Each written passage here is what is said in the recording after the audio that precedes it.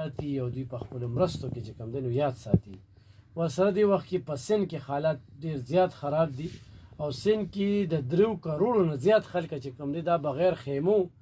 او ګلو اسمان لاندې په سړکونو باندې ناست دي. دغه شانتې بلوچستان چې کوم دی نو هغه ډېر زیات خراب شوی دی. ورسره سوات چې کوم دی نو هغې کې ډېر زیات تباهي شوې ده. بحرین چې کوم بازار و هغه بازار سړک نه اوس ډېر جوړ شوی دی او څه د 40 نه زیات هوټلې د ویښ بیخه هغه وړلي دي. نو هغه ټولو سره موږ سره غم شته دی او هغه ټولو په غم کې شریک یو. ټول هر ځای ته چې سوچا خدای پاک وس ورکړی دی نو همدغه ورځې شپې دي چې په دغه ورځو شپو کې د بل په کار راشي او هغوی سره امداد او مرستې وکړي. ګرانو کتونکو او اورېدونکو الحمدلله د چارسدې ډېرو ځایونو ته ورسېدو د خپل وس مطابق او د ډېرو خلکو سره مرستې وکړې امداد مو کو. الله پاک رانه دومره کار واغسته چې په چیلنج سره وایو چې زیات ویش به رانه چانې کړې ویشل یعنې تقسیم به رانه چانې وي کړې. خو نننی ډېر خصوصي پروګرام چې کوم دی هغه ما را بللی دی. تاسو ته پته وي چې په دغه چارسده کې تحریک لبیک او بیا مولانا محمد شفیق امنی صاحب هغه ډېر زیات کردار ادا کړ او د دغه سیلاب ځپلو سره ډېرې زیاتې مرستې وکړې ملاتړ وکړو لوښي ورکړل کپړې یې ورکړلې نوې نوې کپړې برانډ ښه پیزار یې ورکړ فوډ پیکج کې هر څه ورکړل بسکټو کې چې نومې بسکټ دی هغه یې ورکړل مل پیک یې ورکړ جوس یې ورکړل دغه شانتې خیمې یې ورکړلې او یاره نومې سیس چې کوم دی هغه ورکړل او لا ورکوي. خو نننی خصوصي پروګرام د هغه چا دپاره دی چې څوک وایي زمونږ کلي ته خواړه څوک رانلل. مونږ خو سیلاب وښلي وو کور هم ړنګ شوی دی دیوال هم راپروتې دي او مونږ له خو چا فوډ پیکج رانه کړ. یا داسې خلک وي چې هغه کیمرې ته نه راځي یا چې کوم دی نو چاته لاس نه نیسي نو هغوی بلکل په دغه پروګرام کې زمونږ سره ګډون کولی شي بلنه را سره کولی شي هغوی مونږ ته خپله نشاندهي کولی شي. انشاءالله هغوی ته به کور ته رسو او کور کې به چې کوم دی نو هغوی ته دغه خپل حق میلاویږي دا د سیلاب ځپلو حق دی. خو په دې موقع باندې هغې خلکو ته وایم چې اوبه وکره نی ورغلي او خدای پاک د سیلاب نه بچ کړي دي نو دې څیزونو ته لاس ونیسئ. دا آرام دی او دا زهر دی زهر د دې زهرو نه ځان وساتئ. پخې هم نه راځي نو ښه دا ده چې تاسو لږ شانتې په ځان باندې نه هره تېره کړئ. خو چې بیا د کې بیماری را پیدا کېږي پیکج به د څو وي د 500 وي د 10,000 وي زه یم چې زیات نه زیات ته 3,000 4,000 وي. د هغې دپاره چې کوم دی ته د اغلا کې اغلا د چا نه اغلا کې د هغه متاثرینو نه اغلا کې د چا کور ته چې اوبه ورغلي دي او د چا کور چې لوټ شوی دی په دغه سیلاب کې. په دغه پروګرام کې زما سره ملګرتیا کوي د پاکستان تحریک لبیک ضلعي امیر خصیب جان قربان صاحب خصیب قربان صاحب عمرزی. هغوی مونږ خصوصي میلمه کړي دي او هغوی په دې کې ډېر زیات کار وکړو د شفیق صاحب د طرف نه ځای په ځای ګرځي. او د دې لپاره مې نن پروګرام کې راوستی دی چې دلبر رادیو همیشه په سخته کې دغه ولس په کار راغلی دی. خو هغه 2010 سیلابي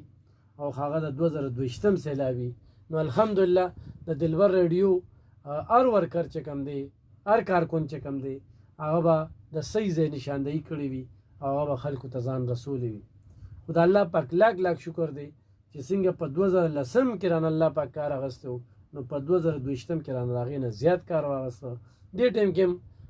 خوله یو او حقیقت دا دی چې دومره ستړي شوي لکه نن موږ چې تلي یو په کومه لار باندې نو موږ په ابابکری باندې تلي وو داسې په پلډ ایریا باندې بیا په چتي شی باندې چتي کلي بیا شاهي کولاله ورسېدو ترنو بابکری ته د هغې نه پس چې کوم دی اوچه مسلم آباد چې کوم دی هلته کې او د هغې نه پس بیا رالو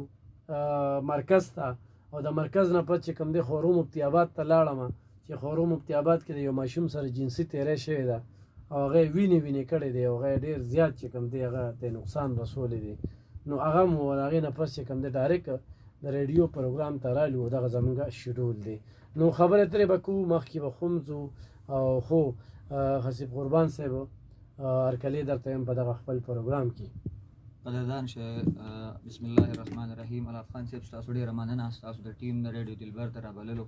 الله کریم جل جلاله مو مخې کولاو کو الله مو استقامت ډېره زیاته مننه. سیلاب رالو او سیلاب کې چې کوم دی دا کم حالات را جوړ شو، څه نظر به اچوئ په ټول سیلاب کې کوم قسم خلک هم پکې ولیدل، کمې بیمارۍ هم پکې ولیدلې، کم نقصانات هم پکې ولیدل، خو کم ځای ته پکې ورسېدی، خو دغه هم راسره لږ ړومبي شریک کړل، بیا په کارکردګۍ خبرې کوو. بس علام خان صاحب سیلاب خو چونکې د الله جل جلاله طرف نه یو داسې بوی امتحان او څومره کورونه چې پکې نړېدلي دي الله جل جلاله دې ورته صبر نصیب کړي، والله دې ورته بهترین عمل بدل نصیب کړي، بلکې د چا چې هر قسمه نقصان شوی دی او دا راځي څنګه چې قرآن کریم ویلی دی چې څنګه چې ستاسو دا کم ګناهونو وجه ده نو دا په تاسو باندې چې کم مثال مصیبتونه راځي،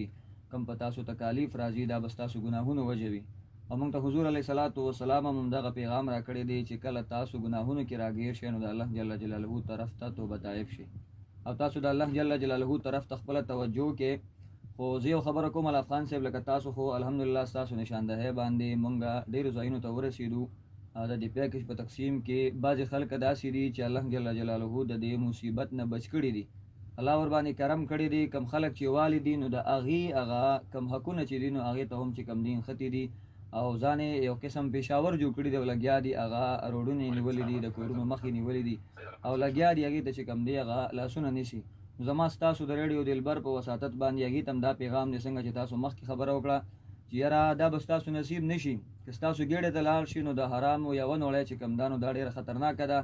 او د هغې منځونو ته هم نقصان رسي، د هغې عباداتو ته هم نقصان رسي. نو په کار دا ده چې د حرامو نه ځان وساتلی شي او پیغام مې دغه دی چې په دې وخت باندې صبر پکار دی او د الله جل جلاله په دې وخت باندې شکر پکار دی چې دې نه دې زیاتو نه الله جل جلاله مونږ وساتي. صحیح.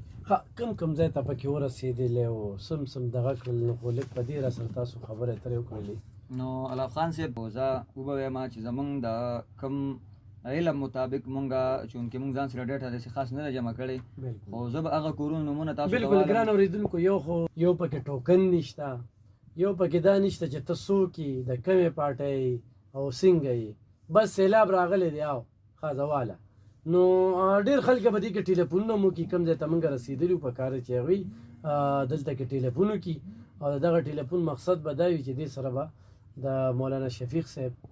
او د خصیب قربان صاحب حوصله چې کومه دغه نوره خوم جګه کېږي چې کوم ځای ته رسېدلي کوم ځای ته نه وي رسېدلي او یا ورته د سره هېڅوک نه رسېدلي نو هغوی ته هم په کار دي چې ټلیفون وکړي او دغه پروګرام نه پیدا اوچته کېږي. ته به لاړ شمه په دې نومونو کې چې کوم د علاقو نومونه دي، ځکه که مونږ د هغه کسانو نومونه واخلو دا به ګرانه شي او مونږ لیکلي هم نه دي څنګه چې تاسو خبره وکړه. الحمدلله مونږ د یو دریابي پروګرام او تاسو چې به وی بس مختصر پروګرام به مو کو بیا به هم تقسیم وکړو. نو مونږ دې کې جي اول نمبر چلغزي بابا کورونه چې کم دی دا مونږ کړي دي، محله اخونزادګان شولګره دا مو کړی ده،